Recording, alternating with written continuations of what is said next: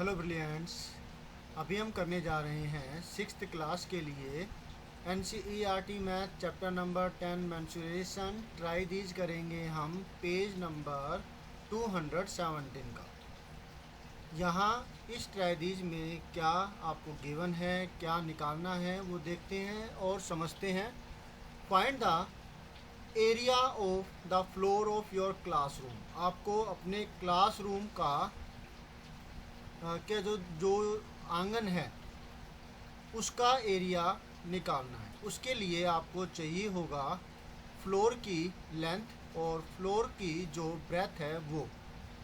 इसी तरीके से आपको निकालना है area of any one door in your house. आपके घर के अंदर किसी भी एक दरवाजे का एरिया, मतलब इसके लिए भी आपको चाहिए होगा लेंथ और ब्रेथ। ठीक है, तो ये एक तरीके से क्या चीज़ हुई, रेक्टेंगल का एरिया निकालना है। अब ये स्क्वायर शेप भी हो सकता है, फ्लोर स्क्वायर शेप का भी हो सकता है, जहाँ पर लेंथ और ब्रेथ सेम होती है, सारी साइडें बराबर होती हैं। तो स्क्वायर का और रेक्टेंगल का एरिया का कॉन्सेप्ट यहाँ पर है। तो करने से पहले एक बार एरिया के कॉन्सेप्ट को समझ लेते हैं। चलिए करते हैं फिर try these, let us do.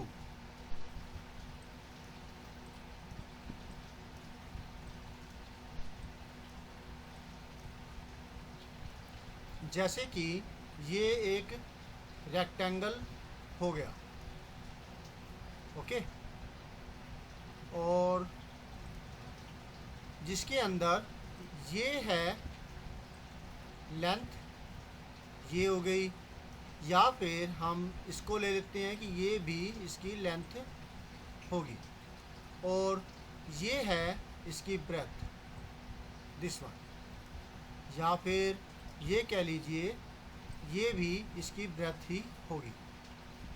Clear है?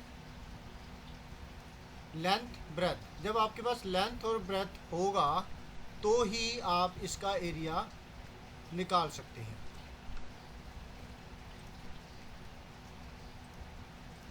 तो लेंथ एरिया के लिए फार्मूला होता है लेंथ और ब्रेथ का multiplication, length multiply breadth, right.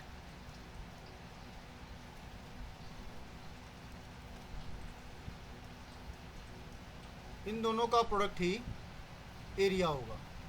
अब अगर मान लेते हैं स्क्वायर का केस है, ये स्क्वायर है, तो इसके केस में जो एरिया है वो डिफरेंट होगा। एरिया होगा area is equal to side multiply side, right.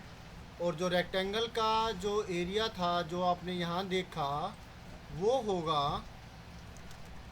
Area of rectangle is equal to length multiply breath.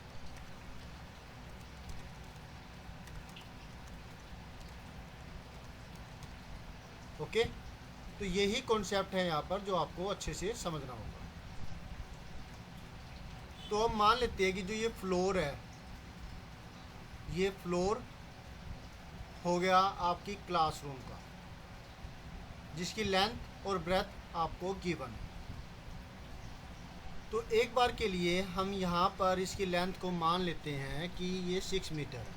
आपकी क्लास का ऐसे ये एक एक्सपेरिमेंट है, बस आपको बताने के लिए, समझाने के लिए ये सम दिया गया है, एग्ज़ाम पॉइंट ऑफ व्यू से नहीं है। अगर एग्ज़ाम पॉइंट ऑफ व्यू से होगा तो आपको इसकी लेंथ और ब्रेथ दी जाएगी। एक बार मान लेते हैं कि इसकी लेंथ 6 मीटर है और ब्रेथ 4 मीटर है। अगर आप पॉइंटों में लेना चाहें तो पॉइंटों में ले लीजिए। इसकी जो लेंथ है 4.2 मीटर मैं ले लेता हूँ, ये भी पॉइंटों में हो सकती है। तो अब इसका एरिया जब आपको निकालना होगा तो वो आप कैसे निकालेंगे? In the case of a classroom, area is equal to होगा, वो होगा लेंथ मल्टीप्लाई ब्रेथ। अब लेंथ और ब्रेथ पहले आपको इंडिकेट करना होगा कि लेंथ कितनी है और ब्रेथ कितनी है। ओके, तो ये थोड़ा नीचे कर देते हैं, पहले लेंथ लिख देते हैं, लेंथ कितनी है। Length is equal to 6 metre and breadth is equal to 4.2 metre.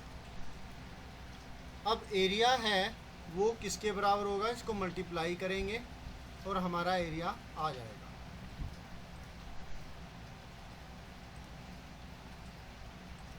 Length 6 multiply 4.2 is equal to, multiply करेंगे 6 को 4.2 से, 442 से ही करेंगे, 6 से करेंगे, 6 टू जा 12, 1 मल्टीप्लाई 6 4 जा 24, 24 एंड 1 25, 252। डेसिमल से पहले, डेसिमल के बाद एक डिजिट थी तो डेसिमल से एक डिजिट के पहले डेसिमल लगेगा, यहाँ पे डेसिमल है, यहाँ पे लगेगा। तो इसका मतलब हुआ कि ये 25.2 हुआ, 25.2 स्क्वायर मीटर, राइट।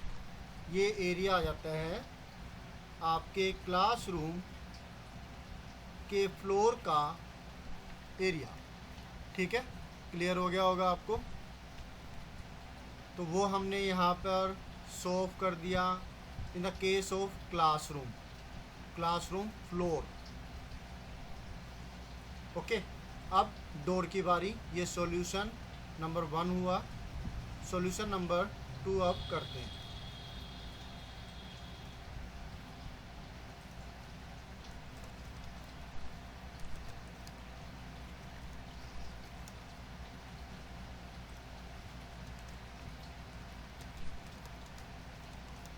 डोर का केस, ये जैसे डोर हो गया तो इसकी डोर की जो हाइट है, ये लेंथ ही होगी एक तरीके से। इसकी हाइट हम लेते हैं नीचे से ऊपर की तरफ हाइट लेंगे इसको। ठीक है, अगर ये एक प्लेन फिगर माने तो हम बड़ी वाली जो पार्ट है उसको लेंथ लेते हैं। तो फिलहाल यहाँ पर इस रेक्टेंगल के अंदर ये हाइट जो है लेंथ के तरीके से समझ लीजिए 80 इंच और ये 36 इंच। चलिए ओके, नहीं मानते आप हाइट ही मान लीजिए। ठीक है, 80 इंच का हो गया ये और ये 36 इंच का। इसको सेंटीमीटर में कैसे कन्वर्ट करेंगे या मीटर में कन्वर्ट कर लेते हैं। ठीक है, 80 इंच को मीटर में कितना होगा, ये होगा 2.023 समथिंग होता है, 32 समथिंग होता है। ठीक है, 2.032। अब इतना आपके पास नहीं आएगा डिफ़िकल्ट टाइप में, तो इसको आप 2 मीटर लिख सकते हैं या फिर ज़्यादा करें तो 2.03। क्लियर हुआ। इसी तरीके से 36 इंच को हम मीटर में कन्वर्ट करें तो क्या होगा,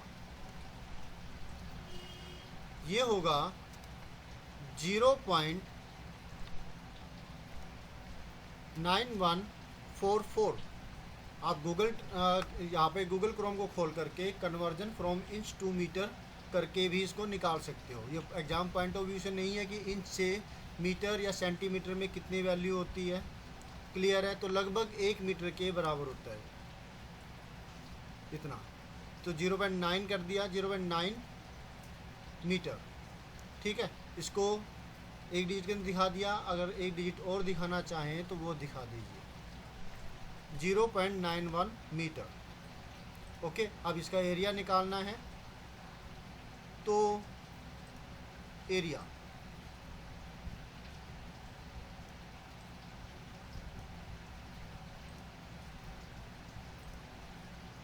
area is equal to, in the case of room door, पहले आप लेंथ और ब्रेथ लिखेंगे, यहाँ इस केस में height. Breadth is equal to 0.91 metre, या इंच में करना चाहें तो इसको कंपेयर करके इंच स्क्वायर इंच में निकाल सकते हैं। हाइट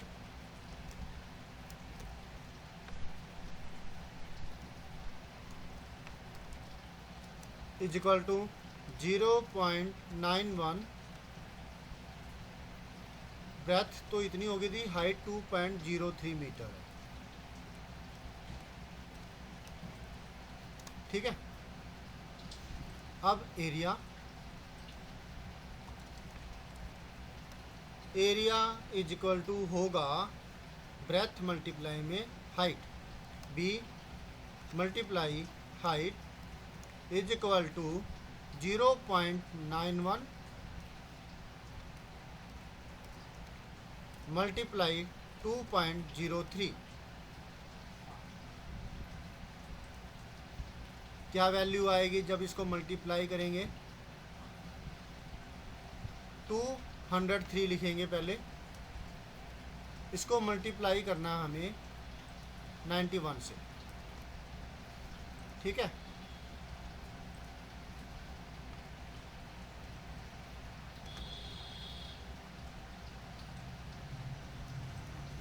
वन को इससे करेंगे तो 203 ही मिलेगा, राइट। और फिर मल्टीप्लाई का निशान, फिर 9 3 जा 27, जीरो होने पर ये 27 का 27 ही लिख देंगे। 9 2 जा 18, और इधर 18 लिखेंगे। इसको पहले यहाँ से हटा देते हैं, स्पेस कम बच गई। 9 2 जा कितना हुआ? 18। हाँ जी। अब इसको ऐड करेंगे तो क्या आएगा?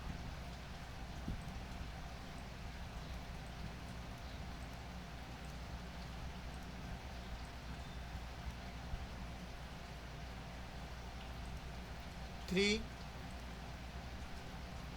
0 7 7 2 2 4 18 का 18 आ जाएगा। तो 2 डिजिट के पहले डेसिमल या 3 डिजिट के पहले डेसिमल। अब आप बताइए, ये डेसिमल के बाद यहाँ पे 2 डिजिट है, और डेसिमल के बाद यहाँ पर भी 2 डिजिट है, यानी कि 4 डिजिट के पहले डेसिमल लगेगा। 1 2 3 4 इधर। तो इसका एरिया है वो आया 1.84।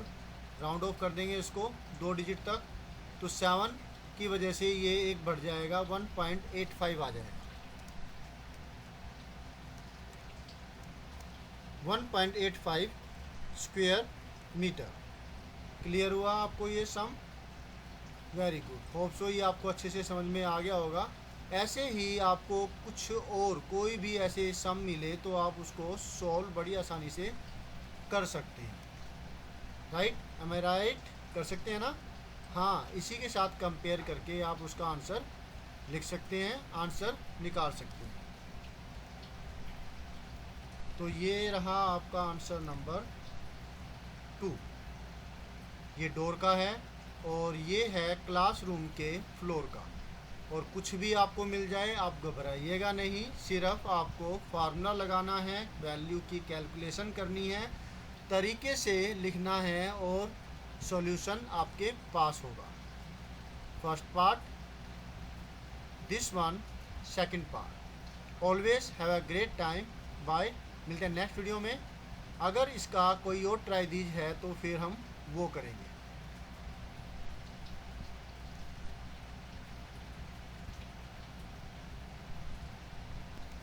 नहीं, अब इसका कोई और ट्राइरीज नहीं है, तो अब इसके बाद हम चैप्टर नंबर 11 के ट्राइरीज को करेंगे। Okay, bye.